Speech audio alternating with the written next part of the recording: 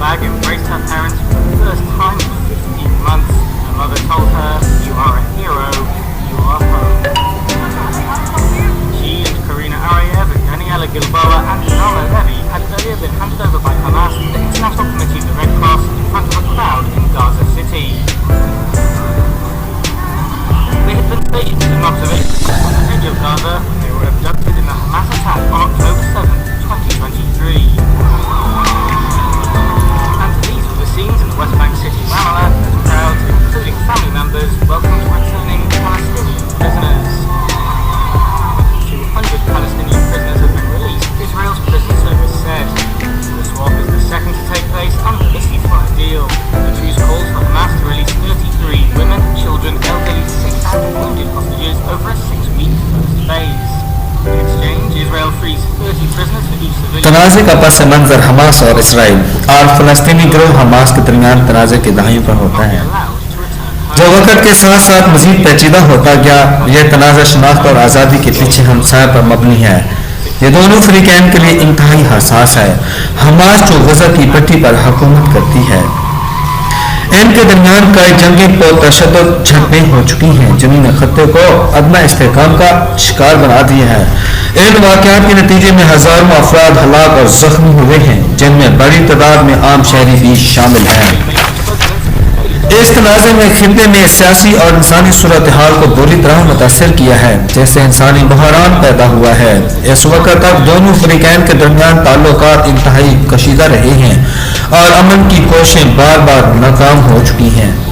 اسرائیل نے حماس پر حملے کیے ہیں، جیسے تنازع مزید شدت اختیار کر گیا ہے. دونوں فریقین پر انسانی حقوق کی خلاف ورزیوں کا الزام ہے اور اسے تنازع کے نتائج نے عالمی برادری کو بھی متاثر کیا ہے.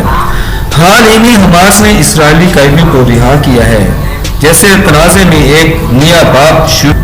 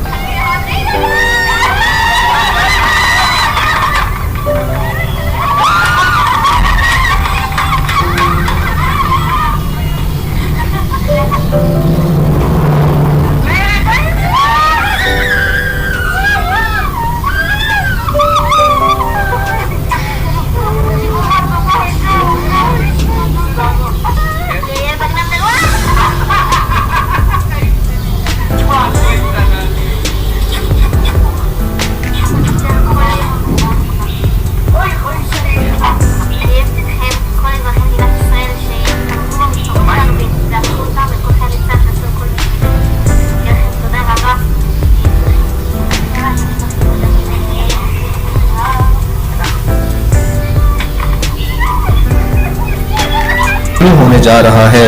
یہ قیدی کئی سالوں سے حماس کی قید میں تھے. رہائی کی خبر نے اسرائیل اور فلسطین دونوں میں خوشی کی لہر دوڑا دی ہے. قیدیوں کے اہل خانہ قیدیوں کی رہائی کے لیے برسوں سے مہم چلا رہے تھے. اسرائیل اور فلسطینیوں کے درمیان بہتری کی علامت کے طور پر دیکھا جا رہا ہے. یہ یاد رہے، امن کی راہداری کا رستہ ہموار ہو گیا ہے. رہائی کے پیچھے کئی عوامل کارفرما ہیں. عالمی برادری جس نے مختلف ملکوں کے سفارت خانے اس معاملے پر گہری بات چیت کی ہے. قائم ممالک کی تنظیمیں حماس پر زور دے رہی تھی کہ قیدیوں کو رہا کریں. اب سے عوام میں خوشی کی لہر دوڑ گئی ہے. یہ ایک ایسا موضوع ہے جو عالمی سطح پر مختلف موضوع کو جنم دیتا ہے. اسرائیل کے رہائی پر قیدیوں کے ملے جلے رد عمل سامنے آئے ہیں. اسرائیل میں بہت سے لوگوں نے خوشی کا اظہار کیا ہے اور حکومت پر زور دیا ہے کہ قیدیوں کی رہائی کے لیے مزید کوشش کرے، لیکن کچھ اسرائیلیوں نے اسرائیل کی مخالفت کی ہے اور اسے حماس کے سامنے کمزوری قرار دیا ہے. یہ ایک ایسا معاملہ ہے اور یہ فیصلہ خطرناک ہو سکتا ہے. ان کا کہنا ہے کہ اس سے حماس کو مزید حملوں کی ترغیب ملے گی. فلسطینی عوام نے اس رہائی کا خیر مقدم کیا ہے. ان ان کے لیے یہ ایک کامیابی ہے۔ وہاں سے اسرائیل کے ساتھ تنازع کے خاتمے کی طرف ایک قدم ہے۔ ان کے دلوں میں امن کی امید جاگ اٹھی ہے۔ تاہم مختصر فلسطینی بھی اس بات پر زور دے رہے ہیں کہ اسرائیل کو تمام فلسطینیوں کو رہا کرنا ہوگا۔ ان کے مطالبات اب بھی پورے نہیں ہوئے۔ مستقبل کی طرف دیکھنا غیر یقینی صورتحال اسرائیلی قیدیوں کی رہائی میں اسرائیل اور حماس کے درمیان تعلقات کو بہتری آئی ہے۔ اب یہ دیکھنا ہوگا کہ اس تنازع کے خاتمے کے لیے دونوں فریقوں کو مشکل فیصلے کرنے ہوں گے۔